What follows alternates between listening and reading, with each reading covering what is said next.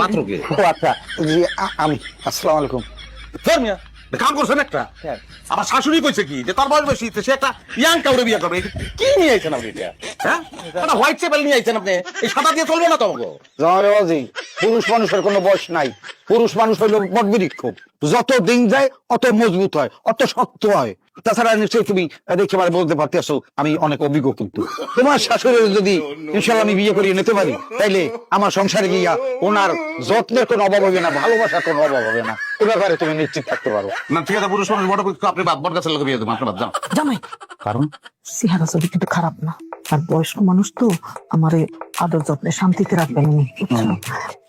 তুমি কথা আগায় যাও পছন্দ হয়েছে আমার অন্যদিকে চোখ টুক যায় দেখো মনে চোখে তো শানি মনে হয় আমার খুব অসুবিধা নেই। যাওয়ার উপায় নেই আম্মা যেহেতু পছন্দ করে বলাই চারটা বলার আলহামদুলিল্লাহ তাহলে মুরব্বি সামনের মঙ্গলবার বিয়ের দিনক্ষণ ঠিক করে ফেলি।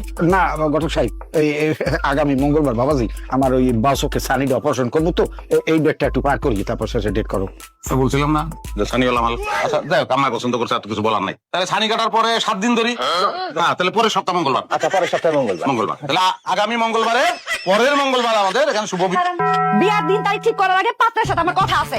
আপনাদের মধ্যে পাত্র কোনজন? মা আমি পাত্র আপনি পাত্র? আপনি বিয়ে করবেন এই মহিলারে? আপনার কি মরার ডর ভয় কিছু নাই? কথা কি এই মহিলারে বিয়ে করলে তো আপনি বাঁচবেন না, কে পাচ্ছ না মামনি কারণ এই মহিলারে যে বিয়ে করে সেই মরে যায়। আগে 5টা বিয়ে করছে, 5 জন স্বামী মরে গেছে। প্রথম স্বামী মরছে ঠাডা পইরা, দ্বিতীয় স্বামী মরছে পানিতে ডিব্বা, 3 নাম্বার স্বামী মরছে গাছ থেকে পইরা, আর 4 নাম্বার স্বামী ডায়রিয়া হইয়া। আর গত বছর যারে বিয়ে করলো 5 নাম্বার স্বামী সে মরছে অ্যাক্সিডেন্টে।